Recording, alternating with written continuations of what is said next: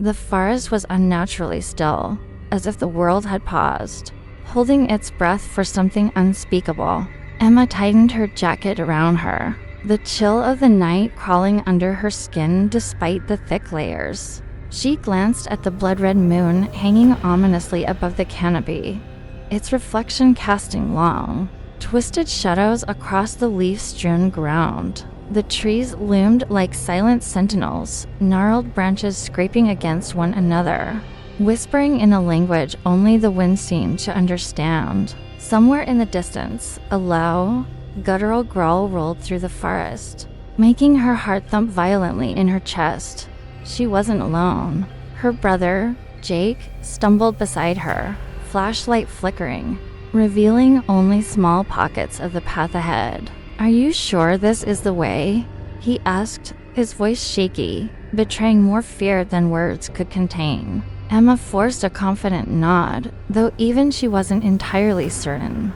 The map had led them deep into Blood Moon Hollow, a place locals had warned about for decades. Lost travelers, strange disappearances, whispers in the night, but she had laughed off the stories until now. A sudden rustle from the bushes made them both freeze. Leaves crunched under unseen footsteps, and the smell hit them first a metallic, coppery scent that made their stomachs turn. Emma swallowed hard. "We need to keep moving," she whispered, but her voice sounded fragile, almost swallowed by the oppressive darkness. The deeper they ventured, the more oppressive the forest became. Every shadow seemed to twitch, stretching like fingers reaching for them. Jake stumbled over a root, cursing under his breath. When he looked up, his flashlight caught a fleeting movement of figure, tall and impossibly thin, standing just beyond the tree line. It didn't move like a person. Its limbs bent at angles that were wrong, unnatural. Its head tilted at an impossible degree, staring, unblinking. Before Emma could scream, it vanished. "Did you see that?" Jake whispered, his voice trembling. Emma nodded, too paralyzed to speak. The forest felt alive now, watching, waiting. Every step they took echoed unnaturally, as though the trees themselves were amplifying their fear. The blood moon glared down at them, bathing everything in crimson light, making the shadows dance in grotesque mockery of reality. They came upon an old clearing, once probably a campsite, now long abandoned. Charred remains of a fire lay scattered across the damp earth, and the ground was littered with bones, small animal bones at first glance. But as Emma's eyes adjusted, she realized some were human. Delicate fingers and twisted skull fragments peeking out from the dirt. Panic surged. "We need to leave. Now," she hissed. Jake nodded, but the path back seemed different somehow. Twisted, not the way they had come. The forest had shifted. Branches that had once marked the trail were gone, replaced by thick underbrush that seemed impossibly dense. A fog began to creep in from the edges of the clearing, curling around their legs, carrying a damp, rotten stench. Whispering voices floated through it, incoherent at first, then slowly forming words that made Emma's blood run cold. "Leave, never leave. Stay, stay." Her flashlight flickered and died, leaving them in near total darkness, with only the red light of the blood moon to illuminate the nightmare around them. Shadows stretched and contorted, merging into shapes that were almost human but wrong. Too many limbs, too many eyes, faces twisted in eternal screams. Emma clutched Jake's arm as one of the figures stepped forward, vanishing into the fog as though it had never been there. Yet the imprint of fear remained. The whispers grew louder, urgent now, circling them, impossible to locate. Emma's breathing became ragged. She wanted to run, but the forest seemed to resist, roots tangling around her feet as if alive. She felt eyes on her back, everywhere at once, and turned to see fleeting glimpses of movement between the trees. Every time she thought she had seen it, it disappeared. Every time she heard the whispers, they sounded closer, whispering secrets she didn't want to know, secrets about her own fears.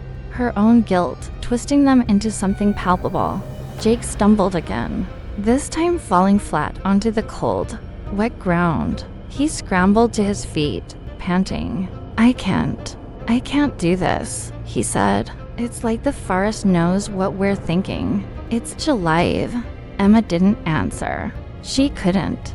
Her own mind was screaming with visions she couldn't understand, faces appearing in the fog, hands reaching from the shadows, and the blood moon glowing brighter, pulsing like a heartbeat above them. Then a scream shattered the night along. Hollow scream that seemed to come from everywhere and nowhere at once. Emma froze, recognizing it instantly as not human. It was the forest itself, crying, warning, or maybe feeding. The ground beneath them seemed to vibrate with a low hum, almost imperceptible, but enough to make the hair on their necks stand on end. Every instinct screamed to run, but the forest twisted again, paths looping back, showing the same clearing they had just fled. A shadow detached itself from the fog, a woman, her face obscured, her long hair dripping wet and moving like it had a life of its own. She lifted her hand, beckoning them forward. Emma and Jake exchanged a terrified glance, knowing they should run the other way.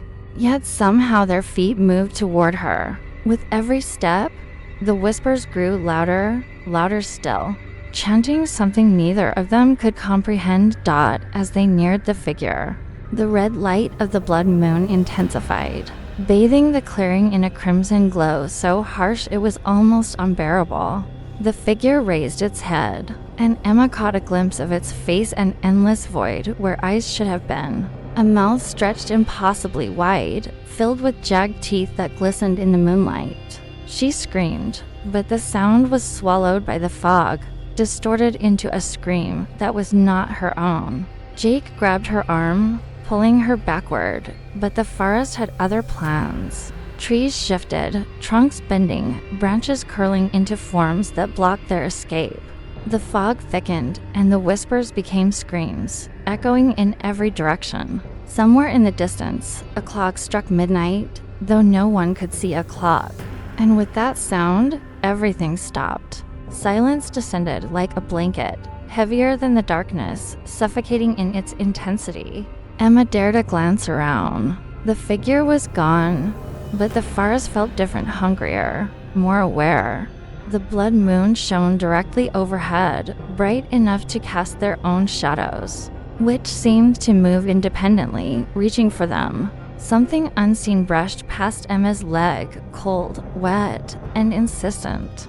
Jake whimpered, clutching her hand, and together they realized the horrifying truth. They were not just lost, they were trapped. The forest was alive, and it was not about to let them leave. And somewhere, just beyond the fog, something whispered Emma's name. Emma's chest heaved as she pressed herself against a twisted tree trunk, the fog curling around her ankles like fingers trying to drag her under. Jake was crouched beside her, trembling so violently that she feared he might shatter. The whispers had returned, louder now, almost urgent, crawling into her mind with words she couldn't block. You cannot leave. You belong here.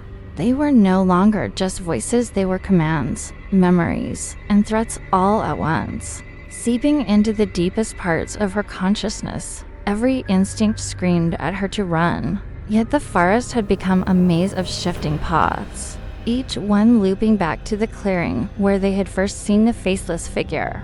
The blood moon above pulsed, a living heartbeat that seemed to synchronize with their own, dragging them into a rhythm they couldn't resist. Emma could feel it in her bones, a vibration that whispered of death and inevitability.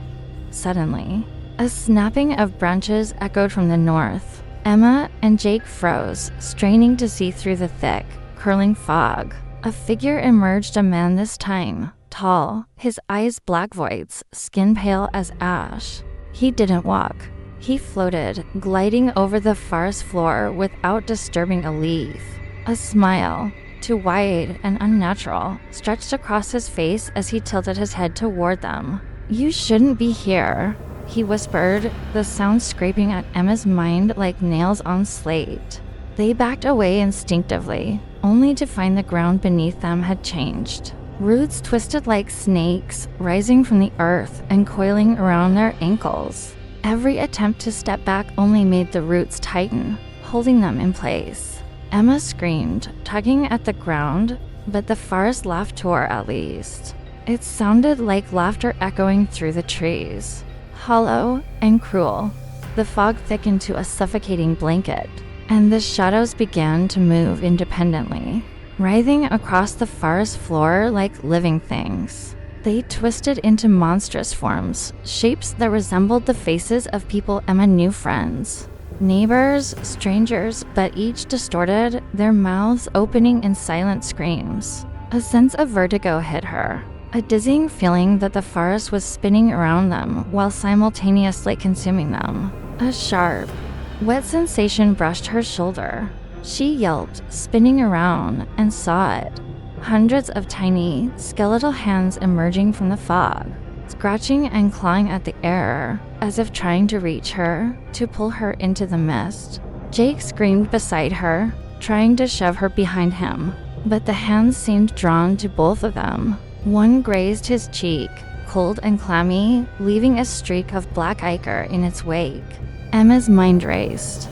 If we can't run, then we have to hide, or fight, or something. She grabbed a thick branch and swung it at the nearest shadow, only for it to pass through harmlessly, leaving her to realize the futility of physical resistance. Every scream, every movement, seemed to fuel the forest. The blood moon flared brighter, illuminating a path straight into the center of the clearing where the first faceless figure had stood against their better judgment. They staggered forward, drawn by some terrible magnetism. The closer they got, the more reality seemed to warp. Trees twisted impossibly, their branches bending back on themselves. The moonlight glinted off pools of water that reflected not the forest, but strange, nightmarish landscapes. Emma saw her own reflection in one, but her face was twisted in agony, eyes hollow, mouth opening in a scream that she didn't make. Then the whispers coalesced into a single voice, clear and commanding. Join us, embrace the hollow. It reverberated through her chest, echoing in her skull, and she felt a pull toward the center of the clearing. Jake tried to resist, grabbing her hand, but she could feel the fog crawling up their legs, wrapping around them like chains. Every step closer made her feel lighter, weaker, as if she were shedding her very humanity. Suddenly, the faceless figure returned, this time accompanied by dozens of shadowy silhouettes. They floated around the clearing, circling Emma and Jake, their forms flickering in and out like broken projections.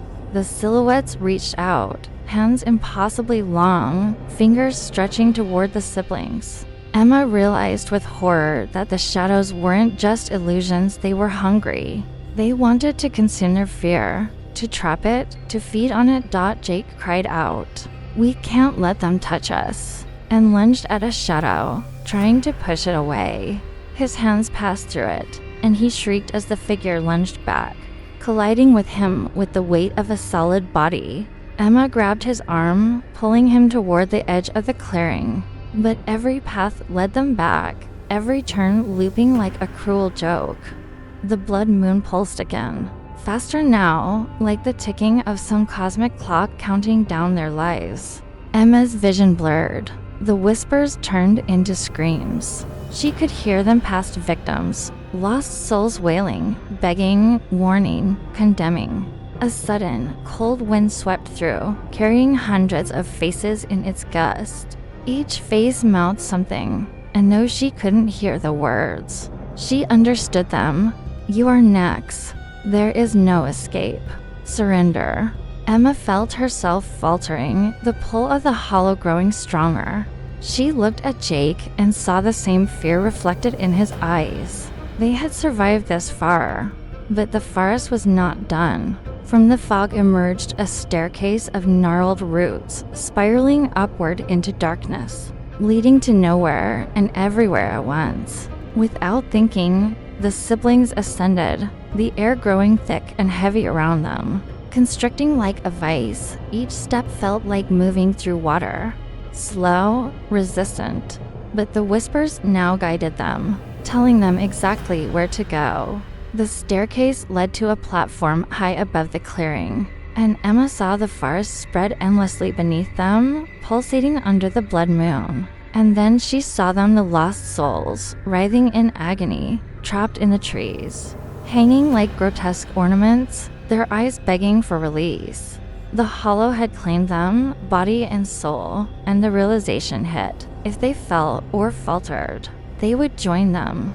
A sudden, deafening shriek split the air, and the platform shuddered. Shadows lunged from the edges, grasping at them. Emma grabbed Jake, screaming, and together they ran along the root platform, zigzagging to avoid the grasping hands. Every movement felt like swimming through molasses, the forest resisting, fighting. Behind them, the faceless figure drifted, arms outstretched, the shadows following. Gaining ground with every heartbeat, Emma stumbled, almost falling, and the fog surged up, curling around her neck.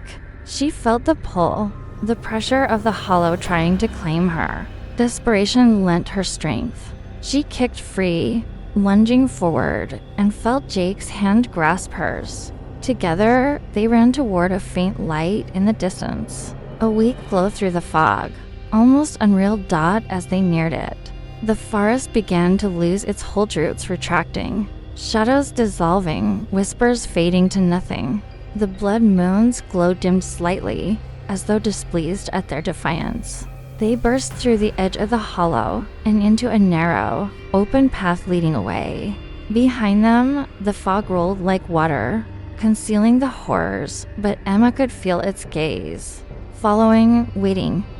They collapsed on the forest floor, gasping, hearts hammering, eyes wild. The hollow was behind them, but its presence lingered in the air. In the darkness that now seemed too quiet, too empty, Emma glanced at Jake, both realizing that they had survived barely. And yet, deep in her mind, Please like and subscribe channel Fear Frequency for more horror stories. Thank you.